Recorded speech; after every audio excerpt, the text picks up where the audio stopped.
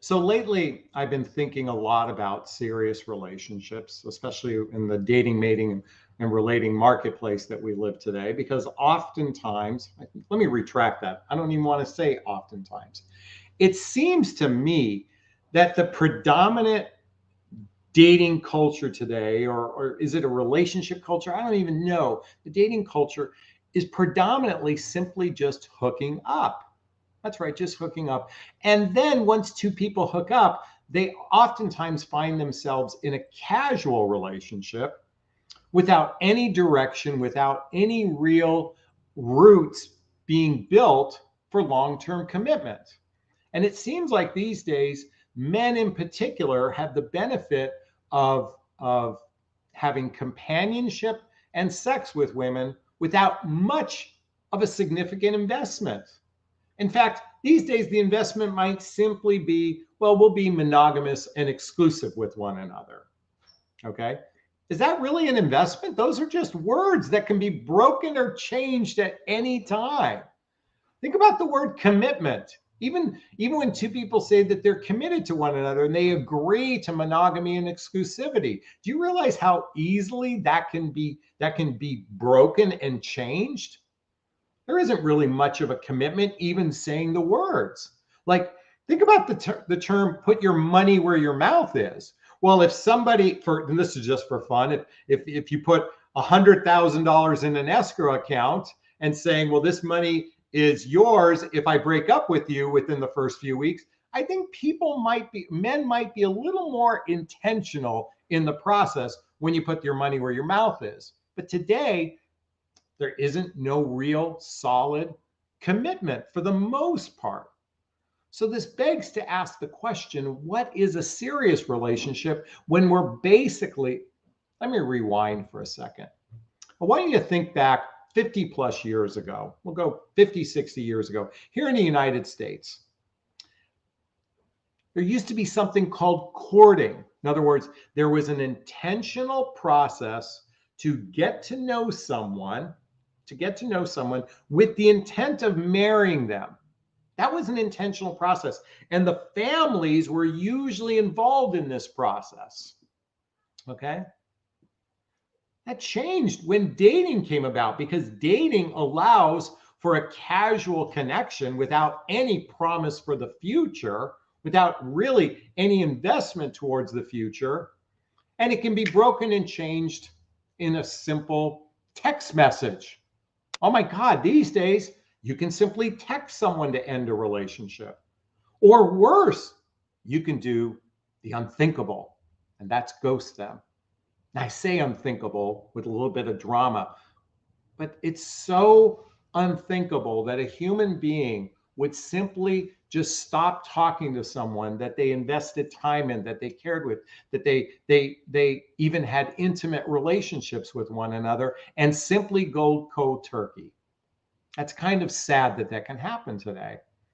That's because these days, as I started in the beginning of this broadcast, is that most people are hooking up or in casual relationships. So I wanted to spend some time exploring what is a serious relationship? What really is a serious relationship short of living together or marriage? Or let me backtrack. Okay, so let's just say the ultimate serious relationship is marrying someone. Would you agree? That's the ultimate serious relationship. Right below that would be living together. Now, living together. I'd say that would be the right below marriage. Well, what's below that? What is that? Would it be spending time, seeing each other 3 or 4 days and nights a week together, doing shared activities, hobbies, mutual interests, spending time with family and friends, traveling together, teamwork, building skills both in your personal and your professional life? Intimacy, both physical and emotional intimacy, would that be right below living together? Maybe. The interesting thing to me when it comes to serious relationship really boils down to this one fundamental principle. And in a moment, we're going to share signs that you might be moving in this direction. I'm going to share 8 signs that a man thinks of you in a serious way, that he actually possibly sees what I'm about to share with you. So it seems to me that a serious relationship is basically a relationship of partnership and teamwork with one another. Let me repeat that: partnership and teamwork with one another. In other words, you're working as a team. I think of recently we had a holiday. There's a picture of my beloved and I. We were cooking for, well, I should say we were cooking for the family. She was doing the cooking for her children and my son to come over and visit us for the holiday. And we kind of shared duties here. We went shopping together. We did that together. She did the meal prep. I was cleaning the house. you know um she cooked most of the food. I cooked some of the food. I helped. Actually, she set the table. She did a beautiful job on the table, I should say. But we operated as a team. It wasn't an expectation. Certainly it wasn't an expectation that I bring in more money, that she should be doing this. There was no expectation in the relationship. But even if there were, what if the relationship was a dynamic where one person is the predominant breadwinner and the other person is the predominant homemaker? My mother and father lived in that environment. Now, those days are sadly a lot changed, because back then women weren't really predominantly in the workforce as they are today, but certainly that was their teamwork in relationship. I had an interesting conversation with a client, made me think about teamwork in a different way. She's been in a relationship with a man for about a year and a half, and they just moved in together recently. I think like a month ago or a few months ago. And she wanted my advice on something, because he snores heavily, but he's not willing to do something about it. He basically said, all men snore and you just got to live with it. All men snore and you got to live with it. That's a pretty crass thing to say to your partner, to a person you live with. That's not acting in teamwork. That's not acting in partnership. What I think he could have said, or what certainly I've had this exact same experience. I was previously in a relationship with someone and we began spending quite a bit of time together. And she said, you snore pretty bad. So I did research on snoring, and I found out that you can get something called a snore guard from your dentist. You have it molded to your teeth, and that helped prevent 90% of my snoring. It didn't occur to him to do that. That's not partnership. That's not teamwork. So, folks, I think it's really important to identify, if you're currently in a relationship with someone, is it a teamwork-based relationship, or is it a casual relationship? Or, interesting enough, do you realize, ladies, that many of you are in what I call a friends with benefits relationship, but you don't even know about it? These are oftentimes the long distance relationships where people spend a lot of time on the telephone and very little time face to face. I know some people that have carried on several year worth relationship and they've never spoken on the phone. But the ones I was talking about before, the long distance, it's friends with benefits, because they get together, have sex with one another, and then they go back to their respective lives. Or we could call that a situationship. Because now, I think it's certainly, by the way, I'm going to rewind for a second. I said marriage was kind of the ultimate serious relationship, living together, and then what I described before. But right below that is at least calling each other boyfriend and girlfriend. That's a start. Well, but Jonathan, he tells me he doesn't like labels. The fuck? My microphone has a label. It's called a microphone. My telephone has a label. It's called a telephone. My cup has a label on it, but it's also labeled as a cup. This is how we reference things. When someone says, I don't like to put a label on it, then what the fuck are we doing? Folks, my philosophy is very simple. What's the point of dating if you're not choosing a potential partner that you could either live together or get married? That's my philosophy. Many of you don't know how to vet men to determine where they're at in their capacity to be in a relationship. So check out right here's a link to schedule a free discovery call with me to see if working with a coach is right for you. And there's a link below in the description. The reason why I mention this is, folks, many of you are in these situationships, friends with benefits that you don't know about it type relationships, or casual relationships, or quite frankly, many of you found yourselves hooking up because you're not doing a better job of vetting these guys. If you need help with that, schedule a call with me. Now, what I'm going to share in these 8 signs that he's serious and maybe is open to commitment. These are just minor signs until you have the real big talk. But let's see what these minor signs are, and let's talk about that big talk in just a moment. So I'll put on my trusty glasses. My girlfriend told me not to do this, but I'm going to do it anyway. That's my notes. She thinks it's cheesy. She's probably right. By the way, she picked out this shirt for me. Do you like the color of the shirt? I love this bright royal blue shirt, so I thank her for that. So let's talk about some signs that he's serious about you and wants to commit. So number 1, he makes effort to see you. You know what? Anybody can do that. So that's a sign. Certainly that's a sign. But anybody can do that. But it is a sign when someone makes effort to see you. Consistent effort to want to be with you. That's a greater sign. When it's one sign that he calls you up once every other week or texts you at 3 in the morning on a Friday night, that's making effort.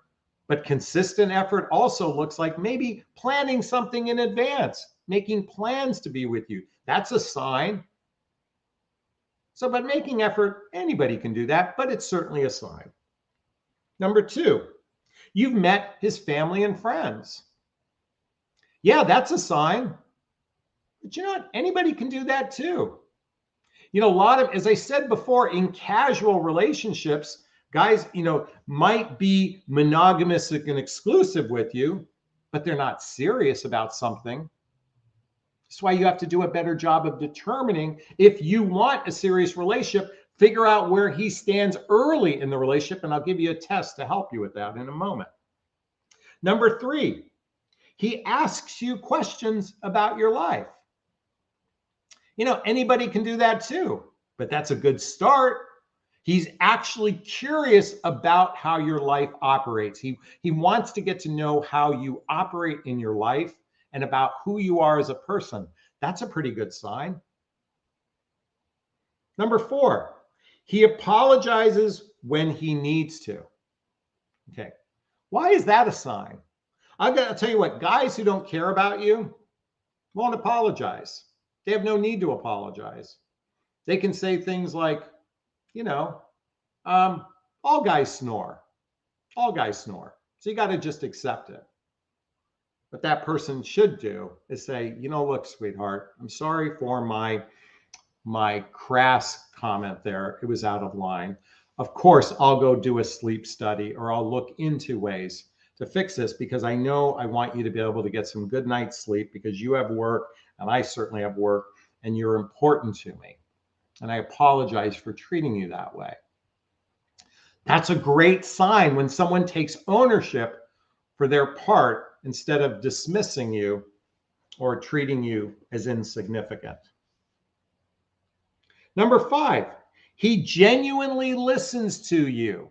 He genuinely listens to, versus it's all about him. That's a sign you're getting closer when someone genuinely listens to you. They not only listen, but they peel the onion from what they've just heard. It's funny. I was at a business meeting some years ago. I'll never forget this. I was with a group of attorneys. And one of the attorneys is a friend of mine. He's an intellectual property attorney. And the person was asking, what type of law do you practice? He said, intellectual law. And then the person went on to say, what inspired you to want to do that? What inspired you to want to do intellectual law? And then he shared the story. And then the person went deeper below that. See, people who actively listen and ask questions about you, they're peeling the onion to want to get deeper. In my relationship, we call that unpacking. We oftentimes unpack things. And for the record, we had something that triggered us this weekend. Our relationship isn't perfect. As much as we look great in pictures, we have our issues. But what we did is we asked questions about it. We listened to one another. We work as a team to want to resolve those things that trigger us rather than pointing the finger at the person and making them out to be wrong. That's a great sign that someone wants something serious. Number 6, and it kind of leads into what I just said. He's willing to compromise versus it's his way or the highway. At least the snoring person said, I'm going to look into it. He started off, sometimes people can get defensive. It's natural to get a little defensive sometimes, especially when you've been in midlife and you're so rooted in the way your life is. Sometimes it's hard to change an old dog. And so it takes a little time to recognize that, maybe I might have to do something different. A person who's serious about you will compromise versus it's their way or the highway. Is this sinking in? Is this resonating? Please let me know. Number 7, he sees the real you and he's still there. I think this is a big one. For those of you that remember the TV show Friends, I think each character in the TV show Friends had a very unique idiosyncrasies about them. And I was thinking particularly of Monica. Now, Monica was rather OCD and a perfectionist. It was rather annoying. But eventually Chandler, who had his own quirks about him, he found that her idiosyncrasies was things that he loved. It didn't make him afraid to be in relationship with her. Folks, I oftentimes see many of you so afraid to speak your truth to a guy. If you've ever read my book, What the Heck is Self-Love Anyway? A Journey of Personal Development, Self-Help, and Spiritual Work. Chapter 1 is Speak Your Truth. Just do it in a kind way. Many of you are like this. You're afraid to speak your truth. And yet in chapter 9 of my book, if it's sincere and from the heart, you can't say the wrong thing to the right person. Don't be afraid to show the real you. It's funny, I was watching a show the other day and the woman said, he tried to tell me his whole life on the first date. Listen, I have 50 plus years under my belt. I couldn't even come close to giving you 1/10 of 1% of my whole life in 6 hours, if it was a 6-hour date. So it amazes me that is a turnoff when a person tries to share the real them. Because, but it leaves no mystery. Oh my God, there's so much mystery after the first date, the 10th date. And even I'm in a relationship where we live together and I'm always finding something uniquely new about this person. Mainly because I want to see the real person. That is a demonstration that they're serious about the relationship. And number 8, he wants, and this is really the hardest one of all to achieve. He wants to take care of you physically, emotionally, and everything in between. Folks, a serious relationship doesn't occur until a man or woman can say to each other, I want to take care of you. Through thick and thin, through sickness and in health. Until then, it's just a casual relationship until this happens. So the real question becomes, how do we get there? Well, first, I want to say this, ladies. Before the penis ever goes inside the vagina, you should purchase this book, 8 Dates by Drs. John and Julie Gottman, and read chapter 1 about trust and commitment. Stop giving, listen, I don't want to make sex out to be a commodity. It's not that. But the fact of the matter is, a guy can get your companionship and sex with little or no investment, as I said in the beginning of this. And the other way to test them is to use what I call my dating vows. And do this early on before you give your heart to a man. Now, by the way, what I'm sharing with you right here is all listed right below in the description. So when this video, click that more button to open the notes, and you will read this. You'll have a copy of this. You can even cut and paste this. It says, get him to commit before sleeping together, the dating vows. Have you ever heard the saying, women are the gatekeepers of sex and men are the gatekeepers of commitment? The dating vow is an agreement between the two of you. It's at least putting it in the right direction to determine, is this guy serious about wanting a relationship versus he might say, well, I'm open to a relationship with the right person. What the fuck does that mean, I'm open to it? There's a big difference. I'm open to a lot of things, but there's a big difference. Before I met my beloved, I was seriously looking for a relationship with the right person. And I'll have talk about that in another video. So the dating vows go like this. I agree to explore the process of getting to know you with the intent to declare something serious within the next 3 to 6 months. You're both agreeing to this. Number 2, I agree to be monogamous sexually while we have regular sex together. Number 3, I agree to not actively seek and meet and date others while we're in the dating process, which includes taking down our dating profiles if we met through an online dating method. Number 4, I agree to speak up if this isn't working for me versus ghosting, pulling away, or disappearing. Number 5, I agree to invest regular time in the process to getting to know you, which includes spending 3 or 4 days and nights a week together, doing shared activities, hobbies, mutual interests, spending time with family and friends, traveling together, teamwork, building skills, both in our personal, our professional life, intimacy, both physical and emotional intimacy. Look, ladies, 90% of guys will bail on this because there's thousands and thousands of women a swipe away that these men believe that they can get the same thing. They can replace you in a nanosecond. Set your standard up here, not your expectation, your standard here, and agree to spend time with those men that at least are making the effort in the area of a serious relationship. Look, there's no guarantees, but I'm going to tell you this. My clients are achieving amazing success because they're using radical honesty to pre-qualify a person. They're unafraid to be who they are. They are what this book is called, why I love this book, Why Men Love Bitches, a babe in total control of herself. Yes, she is in her power. She's in her sovereignty. She knows what she wants and she knows how to figure out who is the right person versus believing that chemistry equals relationship success.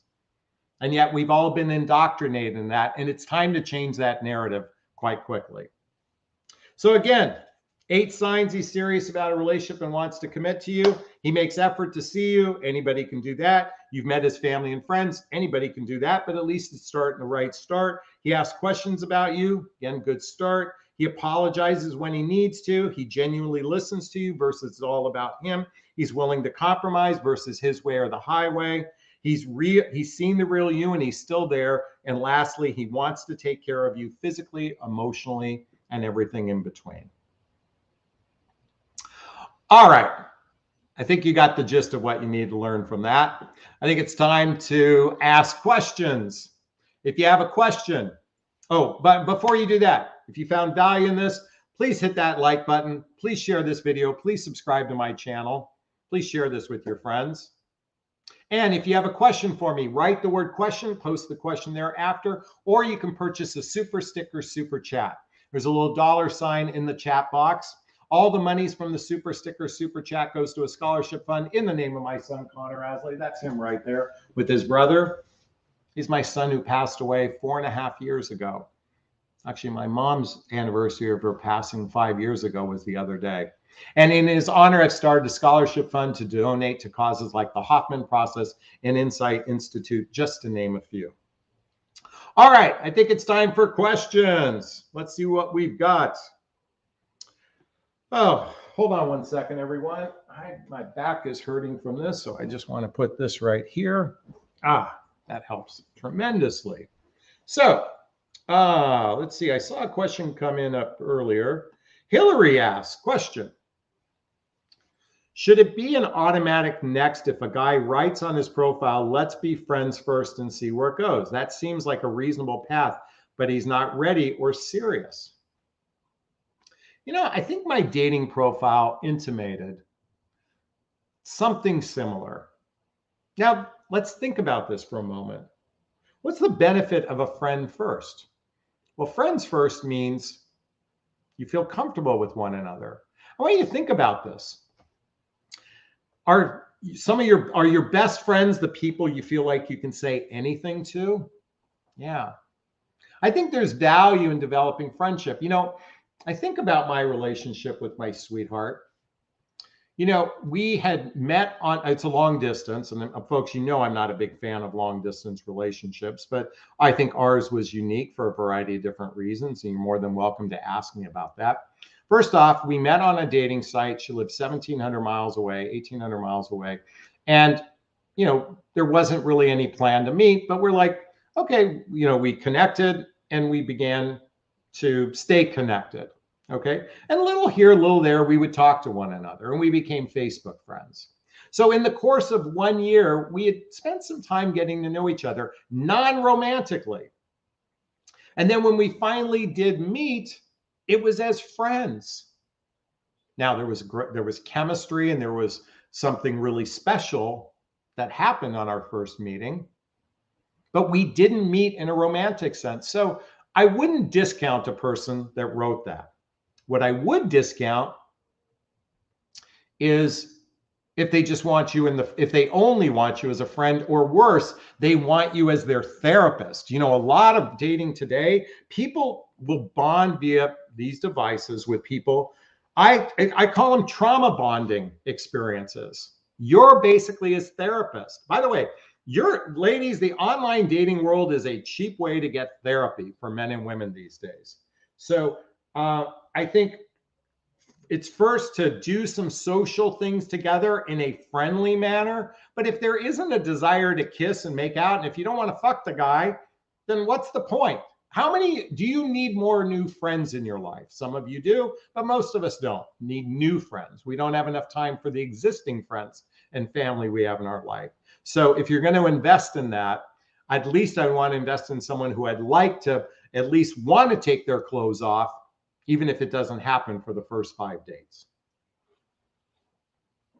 Great question there, Hillary. Thank you so much. All right, Christy writes, question. It's my experience most guys will answer questions with lies in order to say what they think you want to hear. Is there a foolproof way to determine if a guy is lying? Where's that book I have? There's a book called The 101 Lies Men Tell and Women Believe Them. You may want to check that. By the way, there's a link to all the books I recommend go to my description, click on Jonathan Books Recommend. It's by Dory Heinler. Okay, let's open this up and see some of the lies. Here's one of lies. I'll call you. I love you. You're the only one. I've never felt this way about anyone else. I've got to work late at the office tonight. That's the best sex I've ever had. You've got the most beautiful eyes. I'd say I've said all 7 of these in some way, shape, or form. Here's the thing. Ladies, most of you have a highly attuned intuition. And yet many of you, it's like your intuition has rose-colored glasses on it. The foolproof way is to trust your intuition. Now, the tricky part is sometimes the ego gets in the way of intuition. So it takes time to dismantle the ego and start leaning into your heart. I don't think I have a copy of it, but I highly recommend the book Return to Love by Marianne Williamson.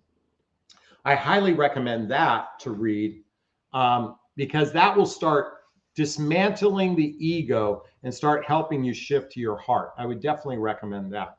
But ultimately, your best bet is your intuition. All right.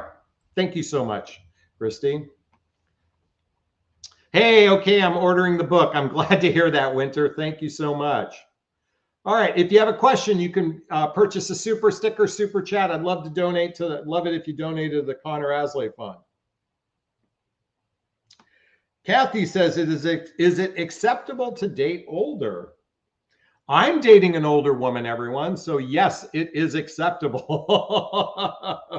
Now, someone goes on to say, how much older? Well, that's the question. I think if you're in midlife, it's important to date people relatively close to your own age to have some longevity. Okay. And in some cases, for women, you may want to consider dating younger. But I would say a 5 to 10 year spread is about a good spread within there. Certainly, some people can go older, some people can go younger. But I certainly believe a 5 to 10 year spread is a good spread. So thank you so much for that question. All right, Caddy writes, question. I want kids. He doesn't. He has 3 from previous marriage. He broke it off with him, but he still reaches out. It's not sex because we're not physical. He just having a hard time moving on. So is he just having a hard time moving on? Yeah, the thing is, you built some sort of relationship together. You built some sort of familiarity with one another. It's difficult to let go of an attachment you have with someone, especially if you did the breaking up. Sometimes the best thing to do is cut things off completely and block people for a while and then revisit it. Take them off social media, take them off your phones for a while. Be upfront about doing it, but saying it's listen, Tim, I really appreciated our time together. And I just want you to know that I genuinely care about you.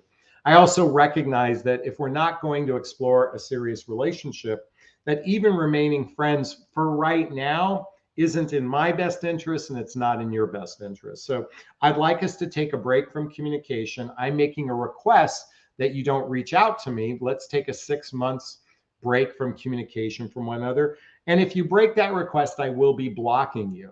Okay. You don't need to ask his permission. You're just telling him what you're doing. If he gets offensive or he gets angry at you, you're dodging a bullet. Anybody who gets defensive or controlling over your choices, you're dodging a bullet. So then I would definitely cut them off. But that's my suggestion anyway. Caddy, I hope that helps. Thank you so much. Winter says, I often make the first move. Is it acceptable? And is it really my true personality? Hey, folks, my girlfriend made the first move. She emailed me first on a dating app.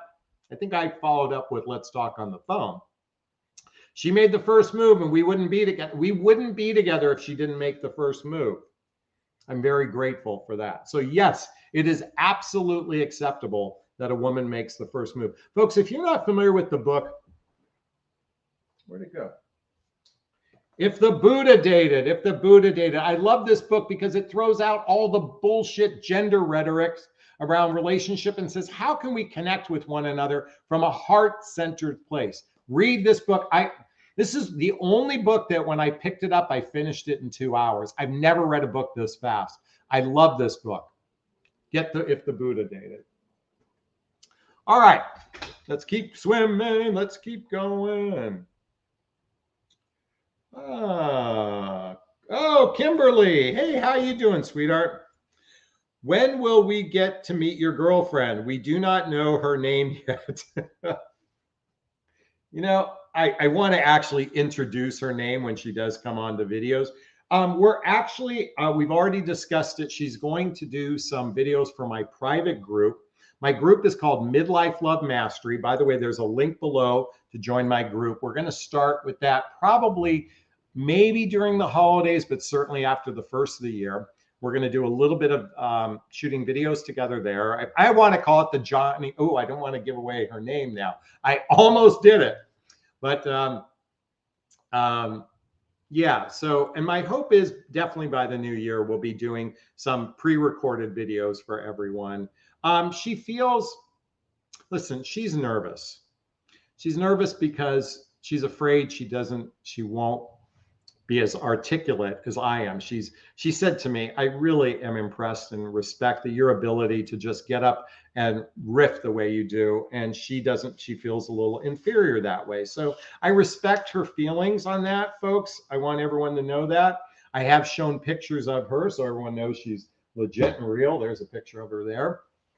But yes, she'll be on camera, hopefully within the next few months, certainly in my private group. So check out the link below. Listen, this is a group where you can have private access to me on a regular basis for less than $20 a month. Check out the link below.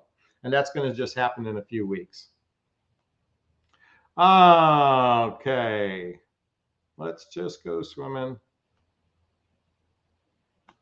Thomas says, online dating is blind dating. Don't expect an intelligent, experienced man to commit after a few days. It takes months. Also, how do you ladies define commitment? You know, this is by the way, let's explore this. Don't expect an intelligent, experienced man to commit after a few dates. Well, guess what? That man shouldn't get to expect that he gets your vagina, ladies. That's reserved for those that demonstrate trust and commitment. Again, read the book 8 Dates, Chapter 1 about trust and commitment. What is trust? Trust isn't just whether or not you think this guy will cheat on you. Trust is, can I count on this person to be there for me? Folks, sex is now practically a cheap commodity. It's easy to get. It's a swipe away. Well, if you want an intelligent, experienced guy, if he wants you, an intelligent, experienced woman, maybe he might need to demonstrate trust and commitment before he gets that benefit. That's my suggestion to you anyway. Thank you, Thomas. Envy writes, Thomas, commitment is being focused on one woman, not serial dating. Exactly. Hey, I want to thank Anna for the $2 super sticker. Thank you so much. Oh, Thomas comes back and says, that sounds reasonable, but does it have to include marriage at some point? Listen, folks, I'm of the baby boom generation. I'm over 50 years old. I know that the days in front of me are shorter than the days behind me. I certainly, my prayer is I get to be 80 or 90 plus years old. And I want my partner there with me. I don't want to do this by myself. So what's the fucking point of being in a relationship? I guess if they can easily leave. The reason why marriage has some benefits, it makes it harder to leave. And maybe that's because it's worth fighting for, at least worth investing in. I know a lot of divorce attorneys will tell you the opposite, but I also believe, look, you can get prenups to protect some of your financial assets at this point in our lives. But ultimately, what's the point of doing this if it's going to end at some point? That's my feeling anyway. Okay, Thomas, you got my 2 cents on that one. Pam writes, question, do you think having a friend with benefit hampers the chance of finding the right person? I'm forthright about looking for a real relationship, someone who wants me fully in their life. You know,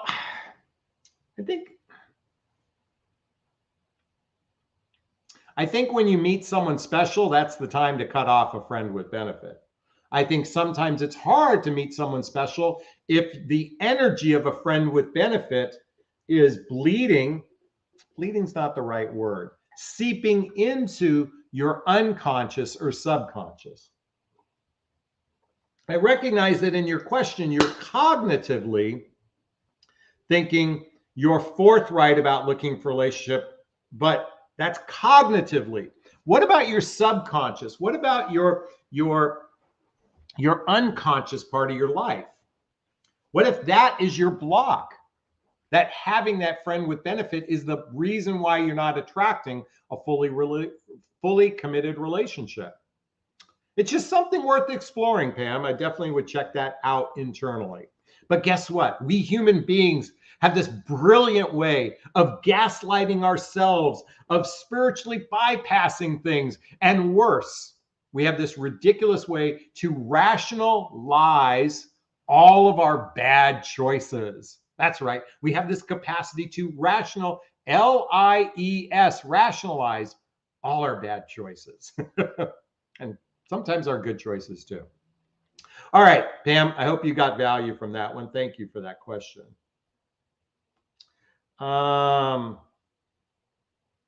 Okay. Oh, here, this did, by the way, just as a reminder, write the word question and post the question thereafter. How common is the issue with adult children moving a relationship forward? How common is issue? Well, folks, I did a video called The 5 Glaring Red Flags. And in that, I talked about children, in particular with men, with their daughters, and women with their sons. They might be experiencing something called covert incest. Covert incest. By the way, Google it. Do me a favor. Hey, Google. Oh, I got my do not disturb sign on. Look up covert incest in your on Google. You may want to understand that children, some men and some women, have this unconscious strong attachment to usually the opposite sex child as a replacement for that partner that they have in their life. And by the way, have any of you experienced men who put their daughters up on a pedestal, and it's basically their daughter is first and you're third or fourth or fifth in their life? By the way, write that down or post a comment below if you've experienced this. This is very common. This is why one of the things I do in my private coaching is learning about these things and how to navigate these conversations early on, so you don't find yourself in a situation where you've invested your heart to someone who's not capable of giving it to you because they have an attachment to their daughter, or with a woman, they have an attachment to their son, not in a sexual way, but in an unconscious, unhealthy way. So I know I was going off subject, but I just wanted to pop that in there. All right. The Joker writes, I did the work. I read all your books. I did everything. Now, after 5-year friendship, he is talking sexually and made an amazing dinner for me a week ago. No kissing, but we did cuddle on the couch. And Joker goes on, he was excited. Well, I'm happy to hear that. Oh, there's another thing here that says, now I asked him if we're dating. He said no, because he was going to dinner with a friend. Well, I think what's most important is having serious conversations, radically honest conversations. You know, the reason why there's so much confusion, because oftentimes human beings make up stories in their head about what's happening. You know, it's interesting. My girlfriend gave an interesting example of this. She mostly talked about women doing this, but men do this too. On a dating profile, you see 10 photographs. And you see the best photograph out of the 10. 9 of them are shittier than shit, but one is really good. And you fixate on the one thinking that's what they look like. Well, human beings do this. They fixate on one good thing and don't see what's going on around them. Humans have this capacity to do this and this is why I think many people live in a fantasy or delusion world, because in their mind, they've made up a rationalization of what something looks like. So I'm going off on a tangent, but coming back to your original point. Now I asked him, friendship. My point was, just be upfront. Do you want to listen? My girlfriend and I, we laid most of our cards, or all the cards on our table we had at that point in our lives, and we keep getting more cards, but we laid them on the table. We were very intentional. Be intentional with your life. The reason why I recommend book after book after book is because my invitation for you is to live a life of intention and not passivity. But Jonathan, I'm told by all the female energy coaches that all I have to do is sit back in my feminine energy and let the guy claim me.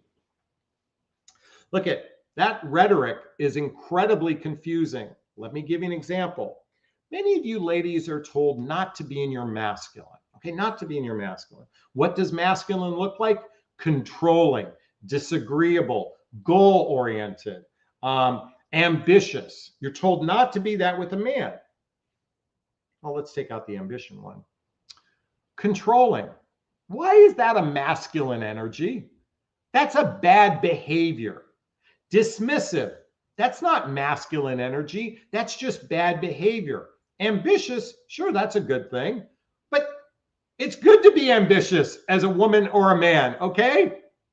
You know, I mean, it cracks me up when I hear this rhetoric that you're told that all you have to do is sit in your feminine. Basically means be submissive and let the man lead. Folks, ladies, if you expect a man to lead, you're giving the job to the wrong person. Men are rather fucking clueless. They're clueless. They're winging it most of the time. You are in charge of your relationship destiny. Don't give that up to a man. But Jonathan, I'm told by all these other coaches that if I ask a guy on a date, his penis will shrivel up. You mean he'll be intimidated by you? Oh yeah. No, his penis will shrivel up because you asked a guy out on a date. His penis will shrink so small because what is intimidation? Is making a guy pee in his pants. Do you have the capacity by asking a guy out on a date that'll make him pee his pants? Is that intimidation? I laugh at this. Listen, let's differentiate. A man could be envious of your financial success. That's not intimidation. He might be envious. Then he might be ashamed that he can't compete with you, but that's not intimidation. That might be shame and fear. Many of you are getting stuck on all this bullshit rhetoric. That's why coming back to the book, you've got to read this book. If the Buddha did it, it throws out all the bullshit gender rhetoric and helps you start from a heart center place. Is this sinking in? Is this resonating with you? Please let me know. Get back to center. All right. Oh, Corrine. Thank you for the $2.22 super sticker. I really appreciate it. That's Canadian. How should I approach dating? 39 want children. With prayer. Intentional.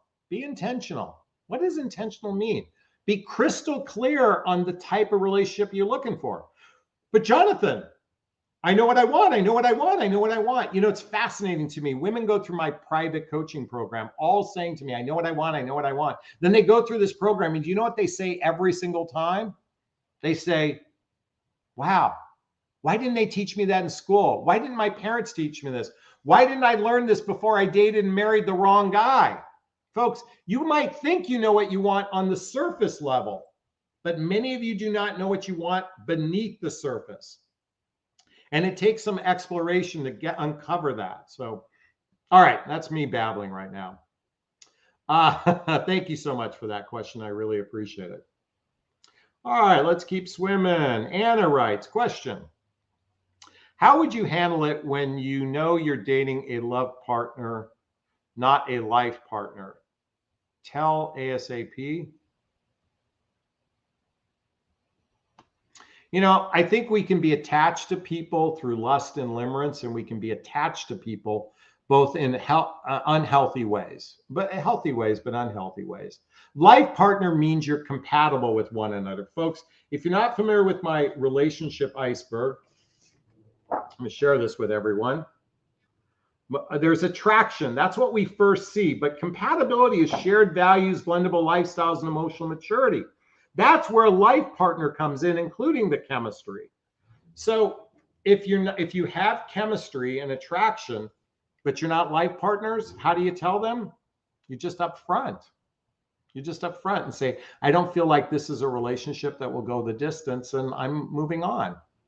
You might want to have a conversation with them first, but be prepared for that. All right. JJ writes, Jonathan, thank you for having so much heart and passion as you share with us your wisdom. Thank you so much, JJ. I appreciate that. All right, let's keep swimming here. Marianne says, do you think all our bad choices finally wake us up to reality? I believe 20% of the population has the potential for that type of enlightenment this go around, and they're going to come back to earth, and the next 20% will have of that 20% of that group will have a chance the next time they come back and the next time they come back. I think life is a journey of experiencing all different fruits of life, good, bad, and ugly. I think if you're intentional about wanting to grow and you fully listen, human beings spend more time brushing their teeth than actually doing introspective work. Human beings spend more time buying clothes than they actually do introspective work. Human beings spend a lot of wasted time in their life instead of genuine introspective work. You have to be intentional about it if you want to grow. Let's see what we got here. We got a psychic TV lady live. Jonathan, I caught live from the other side of the world. Finally, I love your book. Also bought 8 Dakes on Audible, even though I need to re-listen to it. Way to go. Thank you, Amira. Thank you so much. Let's see. Let's go swim in. See what we got here. All right, this will be our last question for the evening. Question. I've been seeing this guy for a year now, and we see each other every week once, or we see each other once a week or twice a week. We're both seeing other people, but I feel we're getting closer. What to do? Is his penis get to go inside your vagina and you're still seeing other people? I don't subscribe to that, folks. Listen, I believe in dating one person at a time. The minute I met my beloved and we agreed to explore a relationship, this was roughly within 3 weeks of meeting each other. We took our dating profiles off and we agreed to explore a relationship together. And you don't have to do it that quickly. I'm not suggesting that, but we were intentional because we also wanted to have regular sex together, and we read my dating vows to one another. Again, it's listed below. Folks, you can be intentional or you're in a casual, you're kind of more in a situationship. You're not even in a casual. At least a casual relationship is kind of a pseudo promise of monogamy and exclusivity, but you're not in that. You're in a situationship. In my humble opinion, you might think it's something different, but the question is, do you want a serious relationship? And then ask yourself, what does that look like? And does this relationship fit what your serious relationship looks like? That's my invitation for you. Penny, thank you so much for that question. All right, let's see what else we've got here. We've got a busy group. All right, let's see. Pam says, thank you. I have wondered too if my subconscious thoughts of my friend with benefits might hamper finding the one. Thank you for kindly confirming my thoughts. Way to go, and I'm happy you're exploring that within yourself. Folks, I'm so honored to be able to share with you. I sometimes say it's the world according to Jonathan, but what I really am, folks, my role in life is just to share what I've learned and shake people up to possibly doing something a different way instead of the traditional narratives. And sadly, I see so many coaches out there, people talking about women in a commodity, or worse, women must be submissive, the sexual marketplace. You know, it saddens me, not because I'm a man and care for women. I care about humanity. I care about human beings. I care about love, but more importantly, I care about relationships that are, my whole focus in life is focusing on partnerships. That's what I found in my life. I believe I found my partner. And I feel like what I'm learning in this experience by viscerally sharing what I'm feeling is because I think at the root of it is what love is all about. You know, everything else is window dressing, every situation. But at the core, what I teach from my experience is how to drop a seed in the soil and water it so it blooms to be a beautiful flower someday. By the way, that's not real, but that one is over there. My plant, my fig plant. That's my invitation for everyone. So I hope I'm making a difference in your life. If I am, please hit that like button. Please share this video. Please subscribe to my channel. Check out the link to a free discovery call with me. Check out the links to my group called Midlife Love Mastery, where my girlfriend will be on next month. Check out I got my store. So there's going to be cups and things you can get. from me as well. You can join me, follow me on Instagram, or you can buy the books I recommend. All right, I think this will be a great place to wrap up this video. Again, I hope you found value.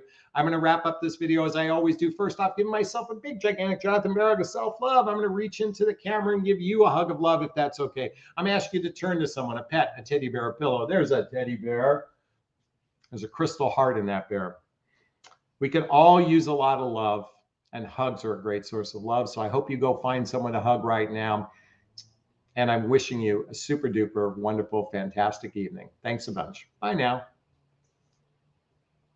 Oh, I want to say goodbye to, I want to say goodbye to Pam and Hillary and Joker and Kathy and Lisette and Winterlass and Michelle and let's see, Envy and I can't pronounce your name, Hillary. I said that. Amira, Trista, Jolie, everyone. Thanks so much. Have a wonderful evening. Bye now.